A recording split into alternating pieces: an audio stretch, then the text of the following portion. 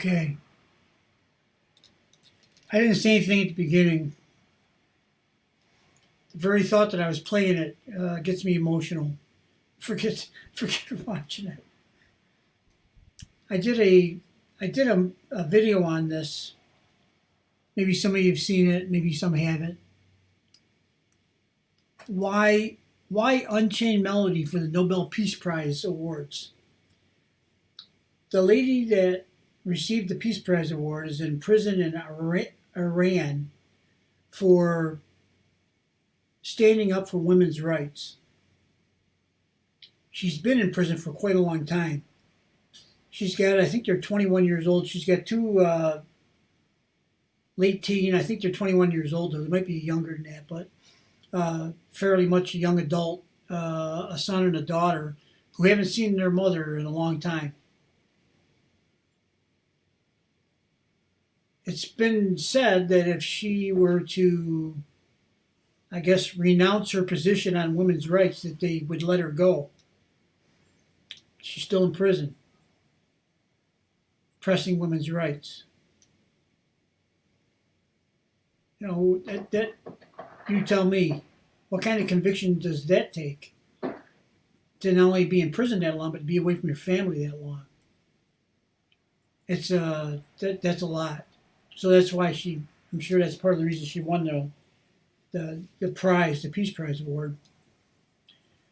And Angelina took this song, which was classically, most of us probably know it from the movie Ghost or the Righteous Brothers version. And the Righteous Brothers, maybe not so much, but of course in the movie Ghost it was more of a love song or a romantic song. I did a video because their song was originally written for a movie called, I think it was called Unchained, maybe, or Chained, something about chains. It was about guys in an experimental prison back in the 60s in California that had very limited number of guards. They didn't carry guns. If somebody tried to escape, it sounded like they pretty much let them. Matter of fact, the warden told them on their first day there how to escape. The chain link fences weren't that high. Had barbed wire on top. He said throw a blanket or something on top of the barbed wire, go over, and that.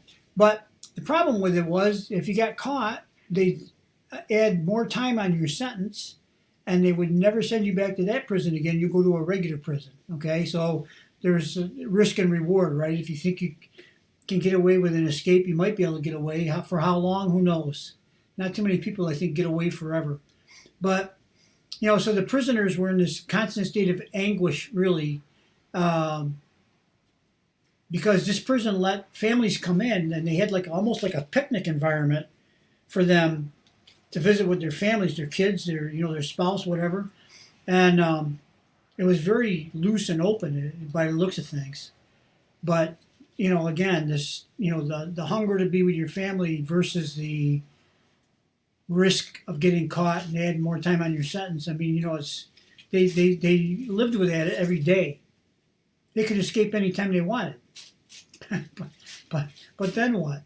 So the song was written for that movie, and it was more of a longing, almost a mournful kind of a song, I guess, in its intent, trying to express the emotions of the inmates. So the reason why it's appropriate for this Peace Prize award is pretty obvious. I mean, it's for the lady that's in prison in Iran and has been there for some time. She's a prisoner. So in this movie, this song was written specifically for a prison movie about the prisoners, okay?